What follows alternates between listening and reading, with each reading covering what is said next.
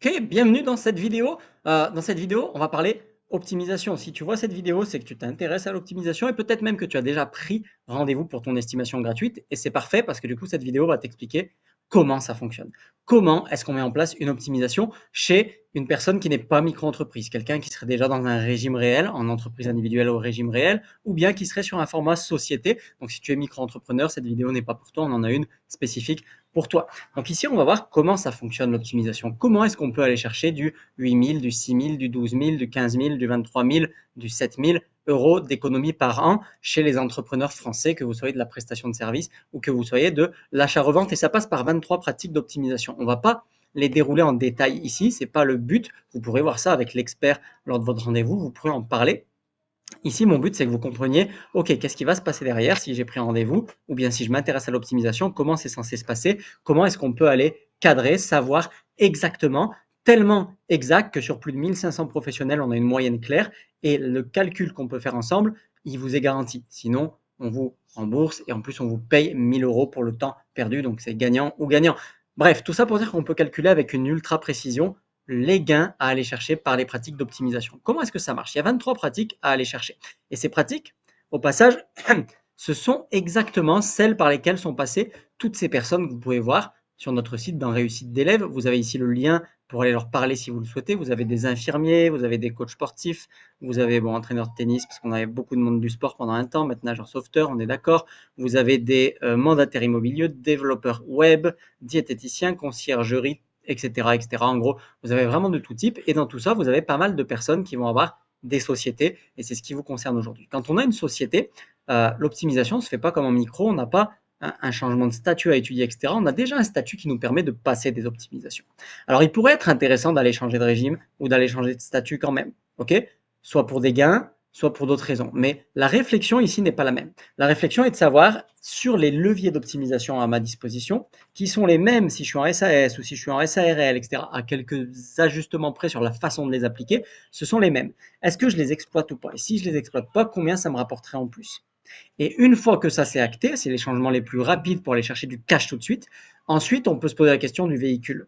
Est-ce que je suis sur la bonne forme de société? Parce que le véhicule, au final, on ne va pas en changer pour des histoires d'économie, sinon on pourrait changer tous les 4 matins dès qu'il sort une loi. On va en changer pour des histoires à plus long terme. Principalement, en gros, les revenus de cette société, au vu des revenus qu'elle fait actuellement et de ma vision, est-ce que je veux qu'ils servent majoritairement ma vie ou est-ce que je veux qu'ils soient majoritairement réinvestis dans un autre complexe de société, etc. Quand j'ai défini ça, je définis mon type de société, par exemple, et à partir de là, je suis à l'intérieur de la société à mettre les pratiques. Et nous, ce qu'on va faire pour vous, c'est à l'intérieur de votre société. Vous l'avez déjà choisi, vous savez pourquoi vous l'avez choisi. Ce serait d'une part peut-être fastidieux de la changer et souvent on n'y gagne pas beaucoup parce que ce qui fait les gains, c'est pas le statut. Dès lors qu'on est dans des statuts qui permettent de l'optimisation, c'est le degré d'optimisation. Ok?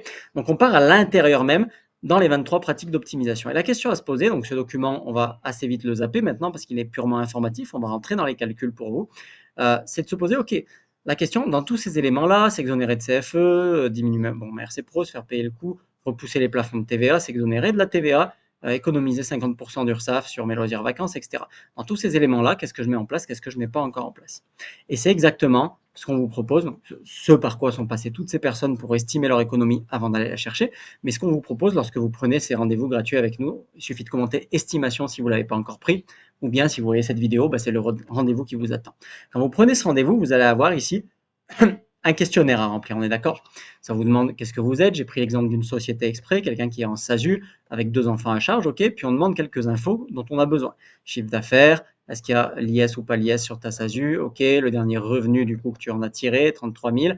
Et à partir de là, c'est mets-tu en place ci, mets-tu en place ci, mets-tu en place ça, mets-tu en place ça. Nos 23 pratiques de défiscalisation. Et tout l'enjeu de savoir est-ce qu'il y a des économies à aller chercher, c'est de savoir si dans tous les droits qui te sont accordés, est-ce que tu bénéficies de chèque vacances, est-ce que tu bénéficies du ZAP, est-ce que tu bénéficies, ok, combien tu payes ton comptable, est-ce que tu vois, est-ce que tu amortis tes kilomètres, est-ce que tu amortis le lavage, est-ce que ton entreprise te loue du matériel, etc., etc. Dans tous les droits qui te sont accordés, ceux que tu vas pas chercher, si tu allais les chercher, ils te rapporteraient quoi? Mais attention, ça va te calculer quelque chose, mais c'est de la microchirurgie. On a beau avoir fait le formulaire le plus peaufiné possible, vous allez voir qu'il y a plein de calculs, on va rentrer ensemble dedans, qui se mettent en amont et d'arbitrage automatique par la machine. On a beau avoir fait ça le plus précis possible, l'optimisation va rester de la microchirurgie. Donc une fois que tu as dressé à travers ce questionnaire et qu'on a dressé ensemble, ok, ça tu fais déjà, ça tu fais déjà, ça tu fais pas, ça tu fais pas, ça tu fais pas. On va calculer si tu mettais ça en place, ça te rapporterait combien. Mais pour calculer ça, on a deux choses à voir. Déjà, est-ce que c'est possible pour toi? Je te prends un exemple. Peut-être que tu ne mets pas en place d'exonération de CFE. Je suis ici sur le BOFIP. Le BOFIP, c'est le bulletin officiel des finances publiques, c'est le texte au niveau des finances publiques qui va argumenter, commenter, détailler Légifrance. Légifrance étant le texte de loi.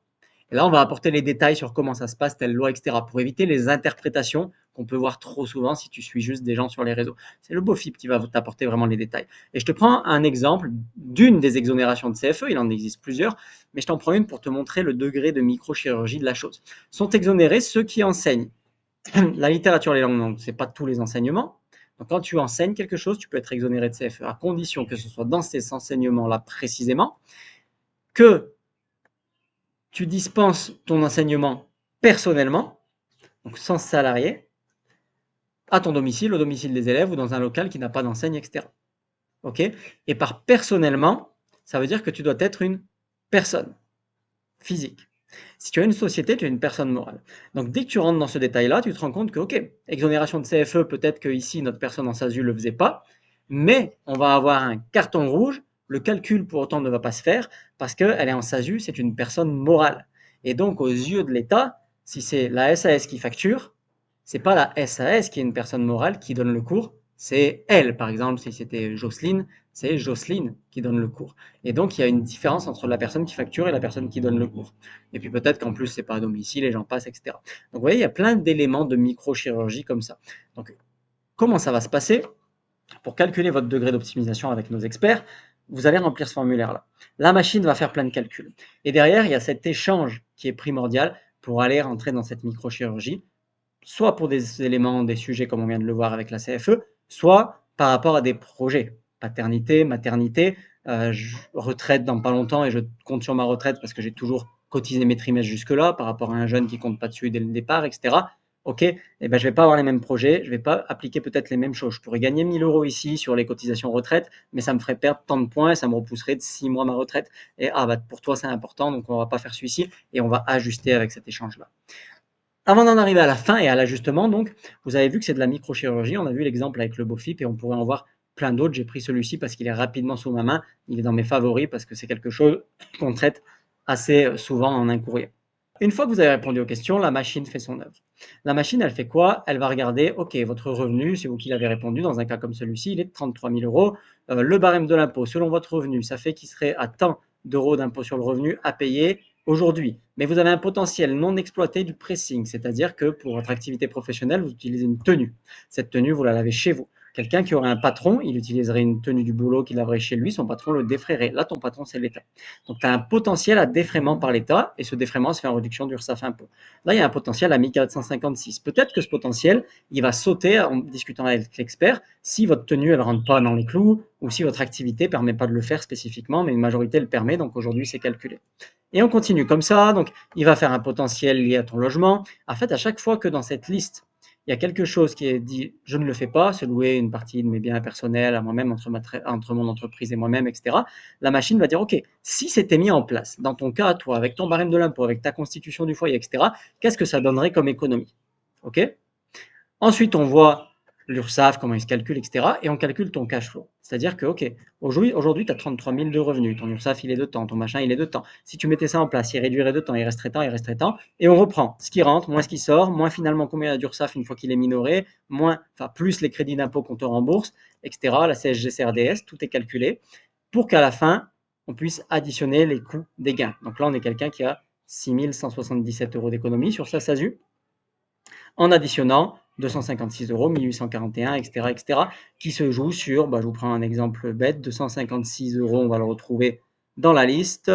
Ici, les ANCV qu'elle ne met pas en place. Il y a des stratégies autour des ANCV qui vont permettre de réduire l'URSSAF. Elle gagnera 256,50 euros sur ça, et ça, elle ne le fait pas encore. Pareil pour les comptes des sociétés qu'elle paye trop cher, le pressing, etc. À chaque fois qu'il y a quelque chose qui apporte des économies, inversement, le logement, c'est déjà fait, elle a dit, donc on n'a pas d'économie à faire dessus. Parce que la réponse était oui. Donc sur une société, sur quelqu'un qui est aussi en EI au régime réel, c'est comme ça que ça va se passer. C'est qu'est-ce que tu mets déjà en place, qu'est-ce que tu ne mets pas encore en place. Dans ce que tu ne mets pas en place, combien ça rapporterait? On additionne les économies, on enlève si pour mettre en place ces éléments-là, il y a une nécessité particulière de dépense, on l'enlève et à la fin, il reste une économie à aller chercher. Dans son cas, principalement, on a de l'autolocation de marque avec sa SAS, on a tout ce qui va être les chèques cadeaux qui ne sont pas exploités, etc. Et tout ça, ensuite, il va falloir apprendre à aller les chercher, à les exploiter de façon régulière, automatisée avec l'IA, etc., etc. Mais voilà comment on va se faire le calcul dans un cas comme celui-ci. C'est vraiment par là qu'il faut passer pour avoir de l'ultra précision, pour pas partir sur une approximation. S'il n'y a pas autant de lignes dans le comparatif que vous essayez de faire, c'est que vous avez des angles morts forcément. C'est pour ça qu'on s'évertue à faire ça. Et même avec ça, comme je vous le disais, c'est sûrement pas suffisant et c'est pour ça qu'on a cet échange avec l'expert chez nous parce que vos projets vont influer la chose, votre niveau d'avancée va influer la chose, votre ancienneté va influer ça aussi, etc. Et peut-être qu'on va rayer des lignes, on va en maximiser certaines, peut-être que le formulaire n'avait pas tout couvert, vous avez une deuxième activité dans la même et non vous remplissez qu'une activité ici, etc., etc., etc.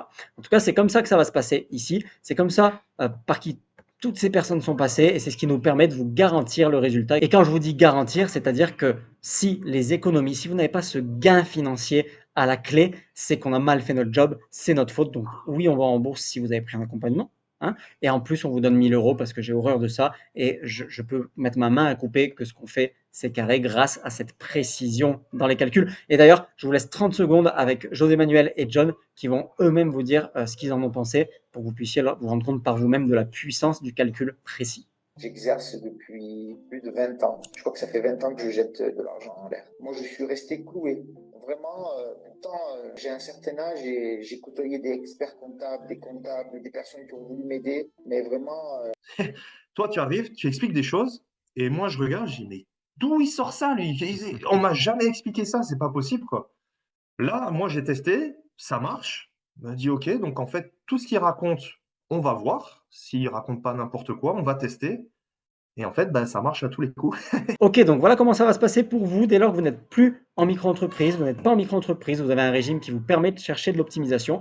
Et ben l'idée, ça va être de, ok, remplissez le formulaire, voyons quelle optimisation est déjà mise en place, laquelle n'est pas encore, qu'est-ce qu'elle rapporterait si on les mettait toutes, quelle est l'économie, puis on voit avec l'expert est-ce qu'on les met toutes ou pas, parce qu'elles ont ensuite une influence sur la suite de votre projet entrepreneurial. Si on les met pas toutes, on enraye, on peaufine l'économie, ensemble on les met en place, pardon, et ensuite on apprend pour que dans la durée, vous puissiez les piloter, qu'elles se répètent sans problème, que si la loi change, vous ne soyez pas pris de court, vous soyez totalement autonome. Mais en tout cas, on les met en place avec vous ici.